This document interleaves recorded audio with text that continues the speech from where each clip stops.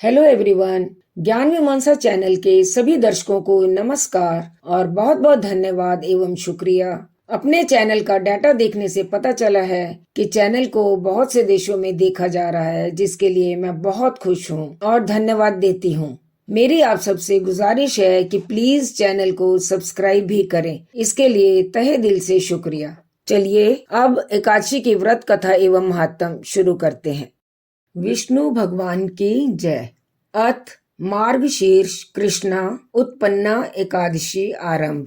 सूत जी बोले, हे ऋषियों, इस व्रत का वृतांत और उत्पत्ति प्राचीन काल में भगवान श्री कृष्ण ने अपने परम भक्त युधिष्ठिर से कही थी। वही सब मैं तुमसे कहता हूँ। एक समय युधिष्ठिर ने भगवान श्री कृष्णचंद्र जी से पूछा, हे भगवान, एकादशी का व्रत किस विधि से किया जाता है और उसका क्या फल प्राप्त होता है? उपवास के दिन जो क्रिया की जाती है, आप कृपा करके मुझे सब विस्तार पूर्वक कहिए। यह वचन सुनकर श्री कृष्ण जी कहने लगे कि हे युधिष्ठिर, मैं एकादशी के व्रत का महत्तम तुमसे कहता हूँ। तुम एकाग्रचित होकर सुनो। सर्वप्रथम हेमंत ऋतु में मार्गशीर्ष कृष्ण एकादशी से इस व्रत को आरंभ करना चाहिए। दशमी को सायंकाल में भोजन करके अच्छी तरह से दातुन आदि करें, जिससे अन्न का कोई अंश मुंह में न रह जाए। रात्रि में भोजन कदापि न करें, अधिक न बोलें।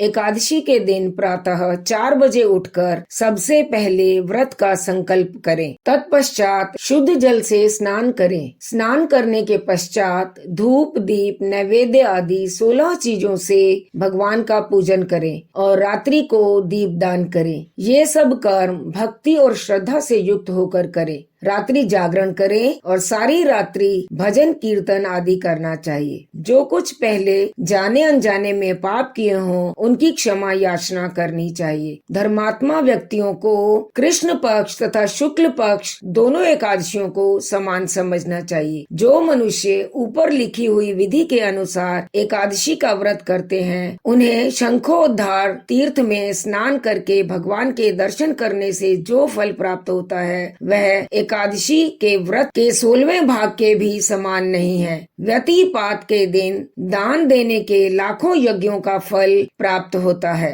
सूर्य ग्रहण और चंद्र ग्रहण में स्नान दान करने से जो फल प्राप्त होता है, वही पुण्य एकादशी के दिन व्रत करने से प्राप्त होता है। अश्वमेध यज्ञ के करने से 100 गुना तथा 1 लाख तपस्वियों को 60 वर्ष तक भोजन कराने से 10 गुना, 10 ब्राह्मणों अथवा 100 ब्रह्मचारियों को भोजन कराने से 1000 गुना पुण्य भूमि दान करने से होता है। उससे 1000 गुना पुण्य कन्या दान का होता है और उससे 10 गुना पुण्य विद्या दान करने से होता है। विद्या दान से 10 गुना पुण्य भूखे को भोजन कराने से होता है। अन्न दान के समान इस संसार में कोई ऐसा दान नहीं जिससे देवता और पितर दोनों तृप्त होते हैं, परंतु एकादशी के व्रत का पुण्य सबसे अधिक होता है। 1000 यज्ञों से भी अधिक इसका फल होता है। एकादशी के व्रत का प्रभाव देवताओं को भी दुर्लभ है। रात्रि को भोजन करने वाले को उपवास का आधा फल मिलता है और दिन में एक बार भोजन करने वाले को उसका आधा फल मिलता है, परंतु निर्जल व्रत रखने वाले का महत्तम तो देवता भी वर्णन नहीं कर सकते।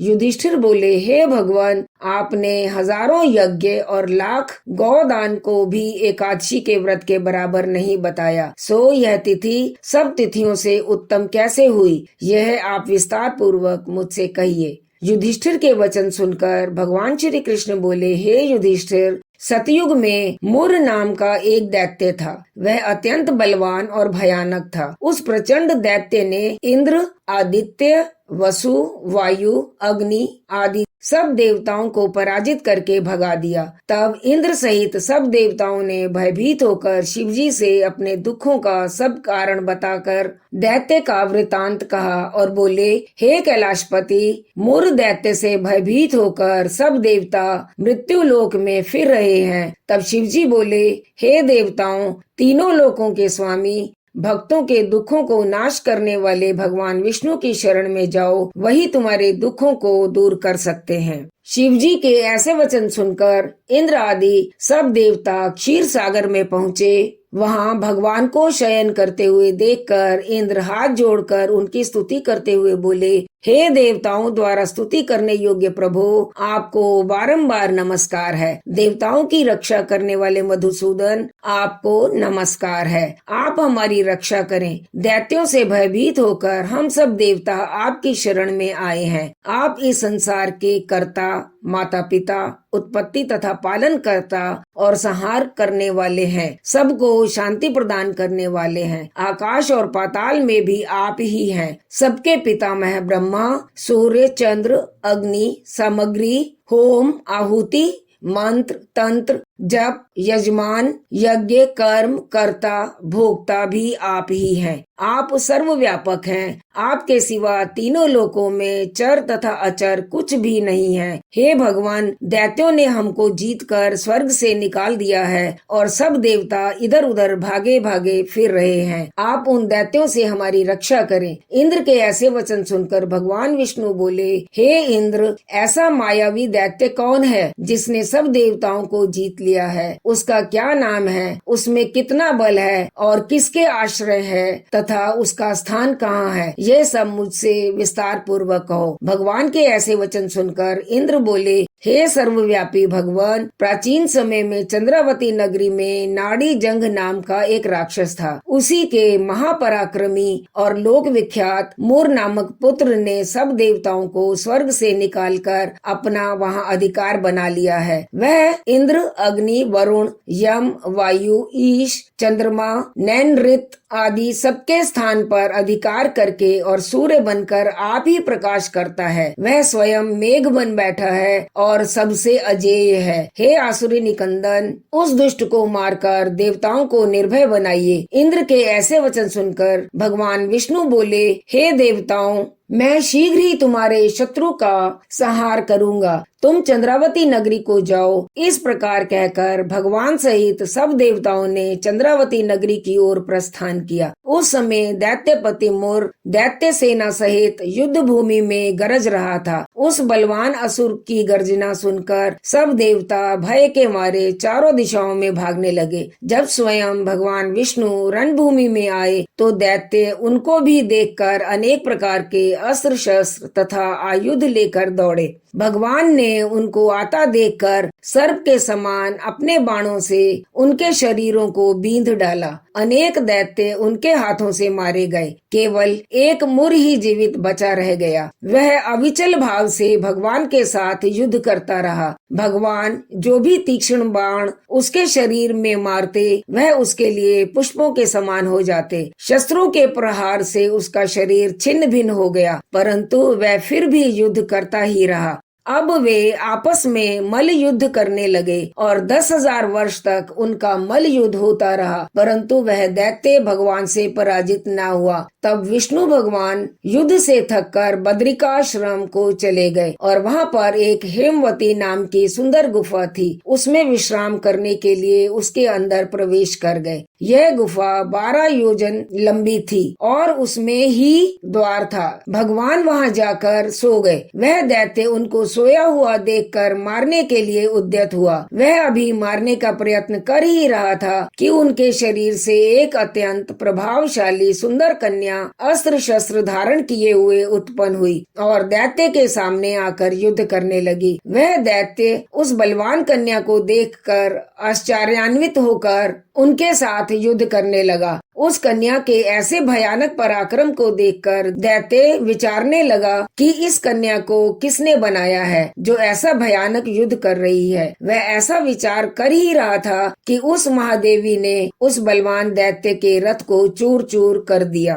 तथा उसके अस्त्र शस्त्रों को काटकर टुकड़े टुकड़े कर दिए। तब वह दैत्य महान क्रोध करके मल्ल युद्ध करने लगा, परंतु देवी ने उसको धक्का मारकर मूर्छित कर दिया। जब वह दैत्य मूर्छा से जागा तो उस देवी ने उसका सिर काट डाला। इस प्रकार वह दैत्य तो पृथ्वी पर गिरकर मृत्यु को प्राप्त हुआ और बाकी दैत्य डर के मारे पाताल लोक को भाग गए। जब भगवान विष्णु की निद्रा टूटी तो उन्होंने मूर दैत्य का कटा हुआ सिर व कन्या को दोनों हाथ जोड़कर खड़े देखा। तब भगवान भगवान उस कन्या से पूछने लगे कि हे देवी, जिस दैत्य से इंद्र आदि सब देवता भयभीत होकर स्वर्ग से भाग गए थे, उसको किसने मारा है? वह कन्या कहने लगी कि भगवान, जब आप निद्रा में थे तो यह दैत्य आपको मारने के लिए उद्यत हुआ। उस समय आपकी योग माया द्वारा आपके शरीर से उत्पन्न होकर मैंने इस दैत्य को मार गिराया। यह सुनकर भगवान कहने लगे कि हे देवी, तुमने देवताओं के भय को दूर करके बड़ा भारी कार्य किया है, अतः तुम अपनी इच्छा अनुसार वर मांगो। तब वह देवी बोली, हे भगवान, यदि आप मुझे वरदान देना ही चाहते हैं तो यह वरदान दीजिए कि जो कोई भी मेरा व्रत करे उसके सब पाप नष्ट हो जाएं और अंत में मोक्ष को प्राप्त होवे। जो इस व्रत का पुण्य है उसका आधा रात्रि को भोजन करने वाले को मिले और जो एक बार भोजन करे उसको भी आधा फल प्राप्त हो। जो मनुष्य भक्ति पूर्वक मेरे व्रत में एक बार भी भोजन ना करे उसको धर्म, धन और मुक्ति प्राप्त हो। भगवान ने कहा, हे कल्याणी, ऐसा ही होगा। मेरे और तुम्हारे भक्त एक ही होंगे और वे अंत में मोक्ष को प्राप्त करके मेरे लोक को जाएंगे। क्योंकि तुम एकादशी को उत्पन्न हुई हो, अतः तुम्हारा नाम एकादशी ही होगा। तुम मुझे सब तिथियों से प्रिय हो, इस कारण तुम्हारे व्रत का फल सब तीर्थों से भी अधिक फल देने वाला होगा। ऐसा कहकर भगवान विष्णु अंतर ध्यान हो गए और प्रभु के उत्तम वचनों को सुनकर एकादशी अत्यंत प्रसन्न हुई। भगवान श्री कृष्ण कहते हैं कि हे युधिष्ठिर, सब तीर्थों के फल से एकादशी व्रत का फल सर्वश्रेष्ठ है। एकादशी व्रत करने वाले को मैं मोक्ष पद देता हूँ, उसके शत्रुओं का नाश एवं समस्त विघ्नों को नष्ट करता हूँ। यह मैंने तुमको एकादशी की उत्पत्ति का सब वृतांत बतलाया है। एकादशी पापों को नष्ट करने वाली और सिद्धि को देने वाली है। उत्तम पुरुषों को दोनों पक्ष की एकादशियों को समान ही समझना चाहिए, कोई भेदभाव नहीं करना चाहिए। जो मनुष्य इस एकादशी के महत्व को पढ़ता अथवा सुनता है उसको अश्वमेध यज्ञ का फल प्राप्त होता है और वह करोड़ों वर्ष तक विष्णु लोक में वास करता है, वहाँ भी उसका पूजन होता है। जो मनुष्य एकादशी महात्म के चौथे भाग को पढ़ता है उसके भी अनेक पाप नष्ट हो जाते हैं। विष्णु धर्म के बराबर दूसरा कोई धर्म नहीं है और एकादशी व्रत के समान और कोई दूसरा व्रत नहीं है। इति श्री मार्गशीर्ष कृष्णा उत्पन्ना एकादशी व्रत कथा एवं महत्म संपूर्ण। विष्णु भगवान की जय।